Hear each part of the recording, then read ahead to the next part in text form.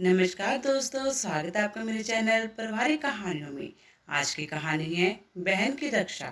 कहानी को पूरा सुना और मेरे चैनल को सब्सक्राइब जरूर करना। कहानी को शुरू करते हैं। एक दिन जब मैं कॉलेज से लौटी तो एक 14-15 साल का लड़का माँ के पास बैठा मटर छिलवा रहा था। माँ ने मुझे देखते ही पूछा, आ गई? आज बड़ी देर कर दी। वह लड़का उठा और भागकर रसोई में चला गया। मैंने माँ से इशारे से पूछा, ये कौन है? माँ ने बताया, तुम्हारी मौसी के यहाँ जो पुराना माली है, ये उसी का लड़का है।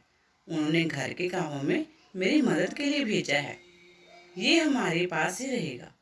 यहाँ यहाँ कहाँ रहेगा? मैंने चौंकते हुए माँ से पूछा।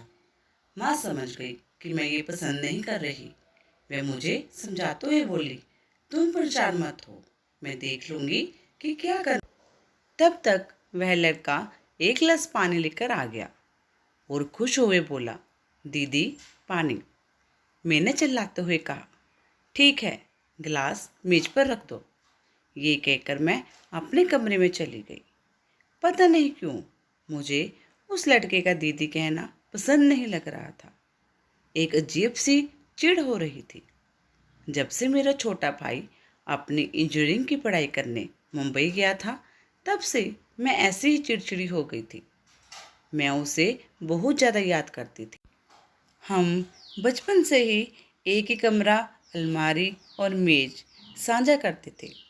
हम अक्सर छोटी छोटी बातों पर लड़ते, पर अब वह बातें मुझे बहुत याद आती हैं।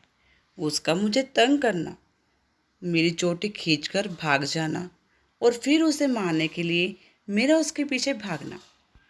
मेरे पढ़ते समय उसका पास में खड़े होकर गेंद खेलना और फिर मेरा उस पर गुस्सा होना। स्कूल में मिली ट्रॉफियाँ पहले मुझे देना, ये सब बहुत याद आता है। मैं किसी से भी अपने मन की बात नहीं कहती हूँ, पर माँ सब समझती है। माँ का सारा समय छुटको कहते ही बीतने लगा। पहली बार कोई माँ को काम में हाथ बटाने वाला मिला था। माँ बहुत खुश थी। वह उससे काम कम लेती और उसका ख्याल ज़्यादा रखती। खुद नाश्ता मिले ना मिले, पर छुटकू को नाश्ता वक्त से मिलना चाहिए। बाजार से भी कुछ भी खाने का सामान आता तो माँ सबसे पहले छुटकू को देती। ये सब देख मैं और चिढ़ जाती। भाई के पुराने कपड़े ठीक करके माँ ने उसे बिल्कुल राजा बाबू बना दिया था। छुटकू भी माँ का बहुत ध्यान रखता, दिन भर माँ के साथ साथ ही रहता। रक्षाबंधन आने वाला था। मैंने भाई को राखी कोरियर में से भेज दी थी। ये पहली बार था कि हम इस मौके पर साथ नहीं थे। मन अंदर ही अंदर बहुत उदास था। रक्षाबंधन वाले दिन मैं सुबह से ही उदास और गुमसुम थी। नाश्ता भी ठीक से नहीं किया था। मैं अपने कमरे में बैठी प्रोजेक्ट का काम कर रही थी कि छुटकू ने आकर एक राखी मेरी मेज पर रख दी। मैंने गुस्से से पूछा, ये क्या है? यहाँ क्यों रखा? उसने मुस्कुराते हुए कहा, आप उदास ना हो, मुझे राखी बांध दे, मैं भी आपकी रक्षा करूँगा। मैंने गुस्से से राखी कमरे के बाहर फेंक दी। जाओ यहाँ से और मेरे कमरे में मत आना। रक्षा करूँगा, पता भी है रक्षा कैसे करते हैं। छुटकू की आंखों में आंसू आ गए।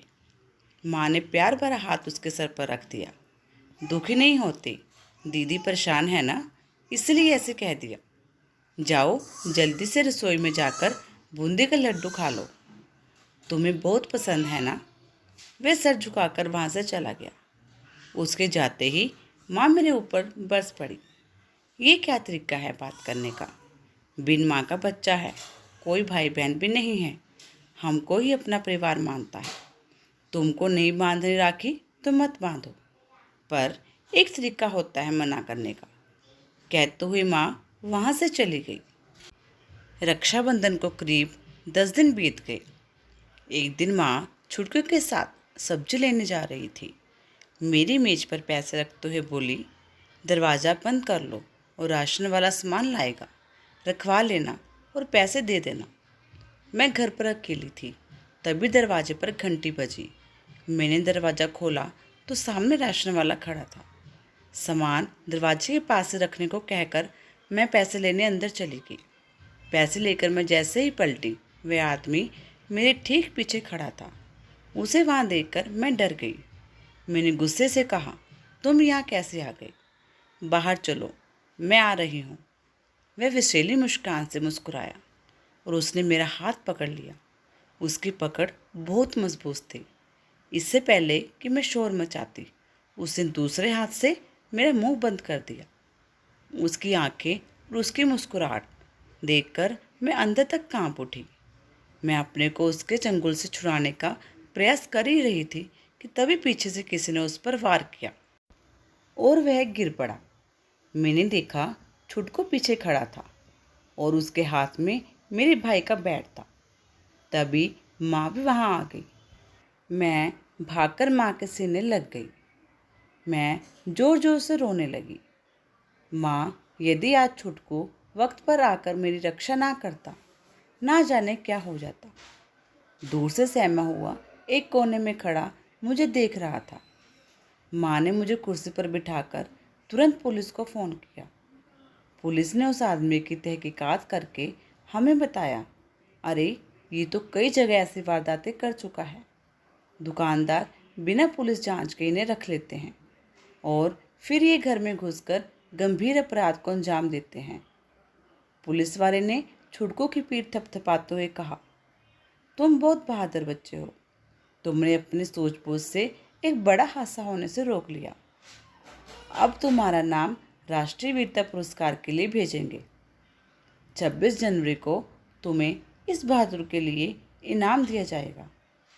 छुटकू ने नजर नीचे हुए कहा, मुझे इनाम नहीं चाहिए, मैं तो बस अपनी दीदी की रक्षा कर रहा था। उसकी बातें सुनकर मैं भागकर कमरे में गई और राखी लाकर छुटकू की कलाई में बांध दी। छुटकू का चेहरा खुशी से चमक उठा। माँ ने झट से एक लड्डू उसके मुंह में रख दिया। ये देख सभी लोग हंस पड़े। इतनी देर में राशन वाले को भी होश आ गया। पुलिस वाले ने उसे हथकड़ी लगाकर अपने साथ ले गए। अब हम सब ने राहत की सांस ली और अपना अपनी दिनचर्या में लग गए। उस दिन के बाद मेरा व्यवहार छुटकू के प्रति पूर्ण रूप से बदल गया। हेलो दोस्तों, आपको ये कहानी कैसी लगी? अगर अच्छी लगी लाइक और कमेंट जरूर करना और मेरे चैनल को सब्सक्राइब जरूर करना। धन्यवाद।